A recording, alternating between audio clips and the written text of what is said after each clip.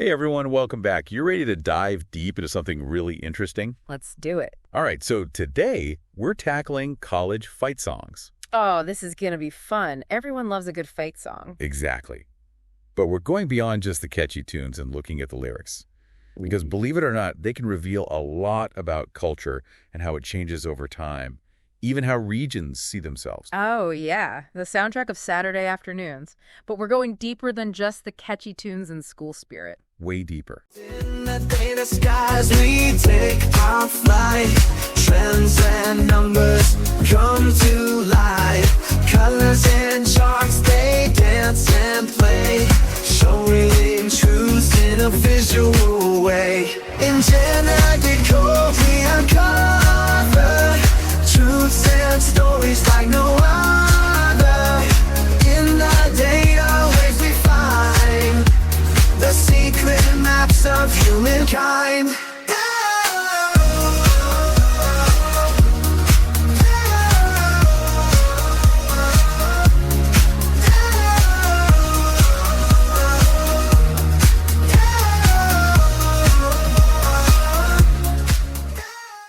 You wouldn't think a song meant to get fans hyped up at a game would be so deep. I know, right?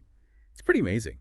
And get this, sometimes these fight songs can even challenge stereotypes we have about certain parts of the country. Oh, like what? Well, take the Southeast, for example. We often think of it as holding on to tradition, right? Yeah, that's the general perception. But their fight songs tell a different story. Really? Oh, yeah.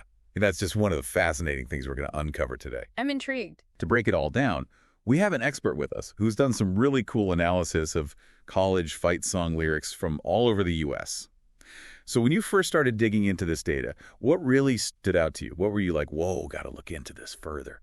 Honestly, it's how much you can learn about a whole culture just from the words they use in something as simple as a fight song. Researchers call certain lyrics, and I love this term, man-based. Man-based. Okay, I got to hear more about this. Think about phrases like, fight, team fight, or lines about winning for the men. Oh, okay. So not just any mention of men, but like a real focus on a certain, well, masculine vibe. Exactly. And when you look at where these man-based fight songs are most common, you see some really interesting patterns. It's like they're clustered in certain areas. So you're talking about an actual visual map here. Yeah. Picture a map of the U.S. with a dot for every college.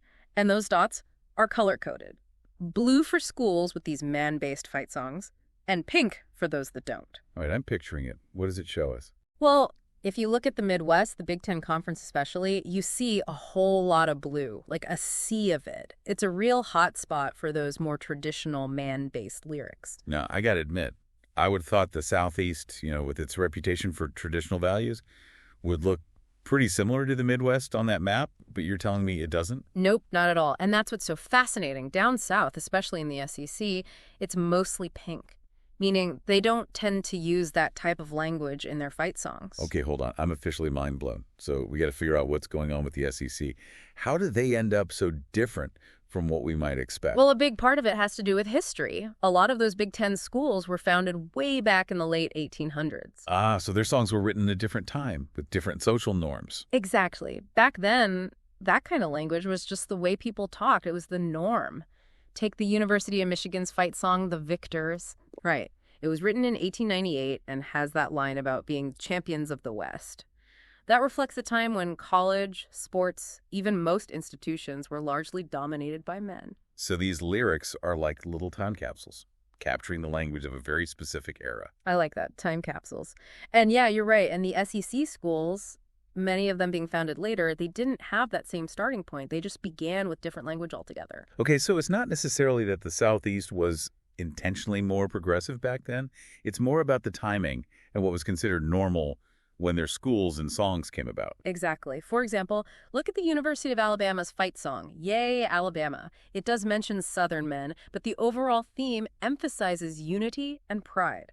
Stuff that goes beyond just one gender, with lines like, fight on, fight on, fight on men, remember the Rose Bowl, we'll win then. So cultural change, it doesn't always come from some massive revolution. Sometimes it's these subtle shifts in language over time. Fascinating. Absolutely. And, when you view that map of the U.S. through different lenses, say urban versus rural areas, even more interesting stuff pops up. Oh yeah, the city versus country dynamic. What did the research say about that? Well, there's a definite correlation. Urban areas, especially on the coasts, tend to have more of those non-man-based fight songs. Think cities like, Los Angeles, New York, Boston. Those places known for diverse cultures and change happening quickly. Makes sense. Makes you wonder if being exposed to so many different viewpoints in cities speeds up those shifts in language. It's not a sure thing, but it's a really interesting question. It's like those cities are incubators for how we use language and the ideas behind it, and then that spreads outwards. It makes me think about where I live and how its culture might be showing up in local traditions, songs, even just the way people talk. What about you? How does that play out in your city? That's a great question to think about. Now, before we wrap up, we got to mention conferences. We've been talking about these fight songs within the context of the Big Ten, the SEC, and so on. Did you notice anything about those specific groupings that stood out? Definitely. When you zoom out on that map and look at it by conference, each one's got its own unique pattern. It really highlights how strong regional identity can be. Like, it even affects something as small and fun as a fight song. It's kind of wild, right? These songs we think of as just about school spirit, they're actually these little cultural artifacts. They give us a peek into the values and history of different regions, how they change and stay the same. It's amazing what you can find hiding in plain sight. Exactly. We started this whole deep dive asking what fight song lyrics could tell us about ourselves and our culture.